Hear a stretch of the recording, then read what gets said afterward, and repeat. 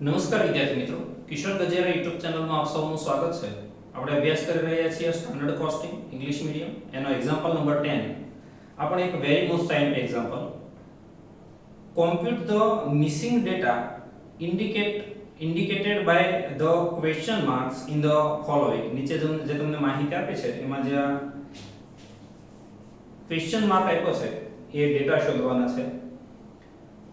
A and B standard price A ની આપી છે 2.10, B ની શોધવાની છે. એક્ચ્યુઅલ પ્રાઇસ A ની શોધવાની છે અને B ની આપેલી છે. એક્ચ્યુઅલ ક્વોન્ટિટી બંનેની આપેલી છે. Material cost variance -100 and question mark. Minus means adverse. Material price variance question mark and -2200, and material usage variance -210 adverse and +1200 favorable. તમને એક નથી આપ્યું તો સ્ટાન્ડર્ડ ક્વોન્ટિટી બંનેની નથી આપી છે. તો એમાં બે વસ્તુ ખૂટે છે, એક એક્ચ્યુઅલ પ્રાઇસ અને સ્ટાન્ડર્ડ ક્વોન્ટિટી. જ્યારે બી માં પણ બે વસ્તુ ખૂટે છે, એક સ્ટાન્ડર્ડ પ્રાઇસ અને સ્ટાન્ડર્ડ ક્વોન્ટિટી. સ્ટાન્ડર્ડ ક્વોન્ટિટી બંનેની નથી આવી. બીજી વાત, એમાં પણ બે ના આન્સર આપ્યા છે, બી માં પણ બે ના આન્સર આપ્યા છે. આપણે એ અને બી અલગ વસ્તુ છે એમ સમજીએ. ફર્સ્ટ ઓફ ઓલ એ ની વાત કરીએ તો એનું કોસ્ટ વેરિયન્સ છે -100. કોસ્ટ વેરિયન્સ ની ફોર્મ્યુલા આવે standard quantity into standard price minus actual quantity into actual price. એટલે ચાર માંથી તમારી પાસે ત્રણ વસ્તુ હોય તો ચોથી મળી જાય, પરંતુ બે વસ્તુ ખૂટતી હોય તો બે વસ્તુ મળે નહીં. એટલે અહીંયા તમે કોસ્ટ વેરિયન્સ ની ફોર્મ્યુલા પહેલા મૂકી શકો નહીં. પ્રાઇસ વેરિયન્સ તો આપ્યું નથી એટલે મૂકવાનો સવાલ નથી. યુઝેજ વેરિયન્સ ની અંદર ત્રણ વસ્તુ આવે, standard price into bracket standard quantity minus actual quantity. એટલે ત્રણ માંથી બે વસ્તુ તમારી પાસે છે. એક્ચ્યુઅલ ક્વોન્ટિટી છે, સ્ટાન્ડર્ડ પ્રાઇસ છે અને એક્ચ્યુઅલ પ્રાઇસ નથી. તો એ એક્ચ્યુઅલ પ્રાઇસ તમને એના ઉપરથી મળી જાય. એટલે પહેલા યુઝેજ વેરિયન્સ ની ફોર્મ્યુલા મૂકવી પડે એટલે એક વસ્તુ મળે, પછી કોસ્ટ વેરિયન્સ ની ફોર્મ્યુલા મૂકો એટલે બીજી વસ્તુ મળે, અને પછી ફાઇનલ તમે પ્રાઇસ વેરિયન્સ ની ફોર્મ્યુલા મૂકી શકો તો એનો આન્સર મળે. First of all material A usage variance. Number 1, material usage variance is equal to standard price into bracket standard quantity minus actual quantity. આ એની ફોર્મ્યુલા છે. usage variance નો આન્સર તમને આપ્યો છે -210 is equal to standard price 2.10, standard quantity x and actual quantity 1100. -210 is equal to 2.10x minus આ બંનેનું પણ multiplication કરવું પડે એ થાય 2310. આ -2310 આ બાજુ લાવીએ એટલે પ્લસ થઈ જાય. તો 2310 plus -210 is equal to 2.10x. આ માઈનસ કરો એટલે 2100 થાય. 2.10 divided is equal to x. x is equal to 1000. અને આ x આપણે ધારેલો સ્ટાન્ડર્ડ ક્વોન્ટિટી, એટલે અહીંયા તમને સ્ટાન્ડર્ડ ક્વોન્ટિટી મળી. હવે સેકન્ડ ફોર્મ્યુલા મૂકીએ કોસ્ટ વેરિયન્સ ની. Number 2, material cost variance is equal to standard quantity into standard price minus actual quantity into actual price. First of all, cost variance નો answer તમને આપેલો છે -100 is equal to standard quantity 1000 into standard price 2.10 minus actual quantity 1100 into actual price x. actual price તમને આમાં મળશે -100 is equal to આનું multiplication થાય 2100 minus 1100x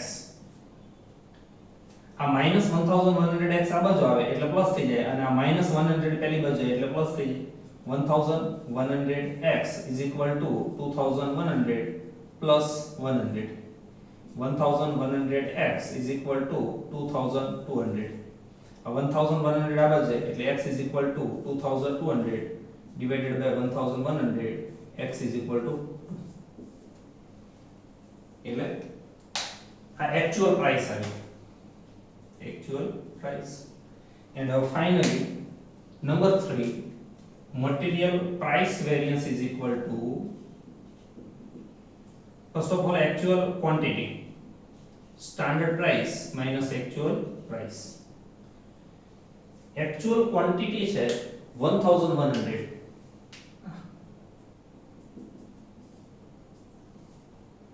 standard price 2.10 minus actual price 2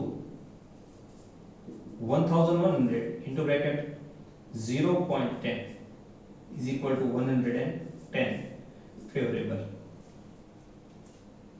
तो आ बात હતી મટીરીયલ A ની. હવે મટીરીયલ B.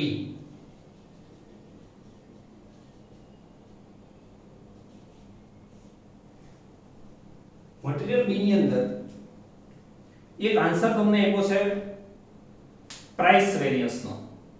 તો પ્રાઇસ વેરિયન્સ ની ફોર્મ્યુલા તમે મૂકો actual quantity into bracket standard price minus actual price. તો ત્રણમાંથી બે વસ્તુ તમને આપી છે એક્ચ્યુઅલ પ્રાઇસ ને એક્ચ્યુઅલ ક્વોન્ટિટી.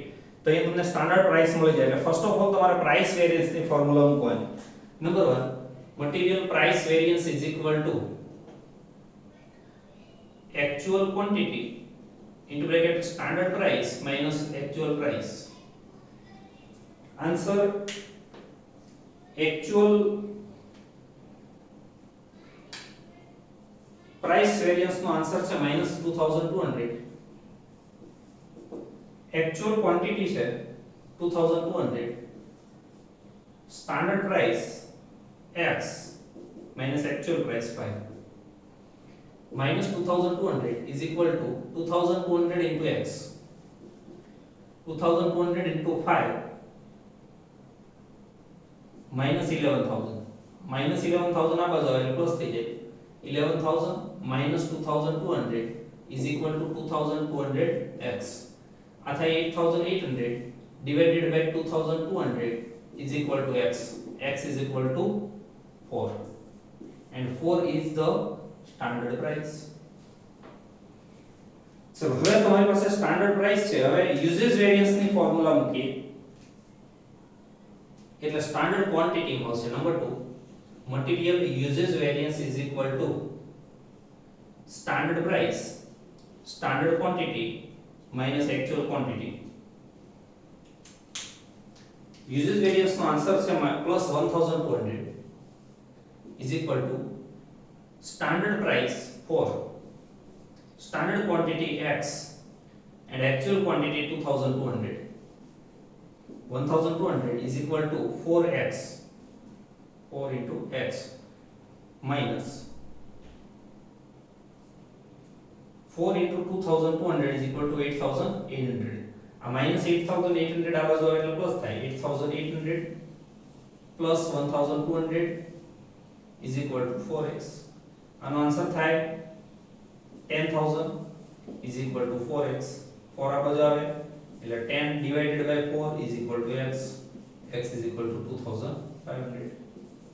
આ 2500 એ સ્ટાન્ડર્ડ ક્વોન્ટિટી આવે. And finally cost variance. Number 3 material cost variance is equal to standard quantity into standard price minus actual quantity into actual price.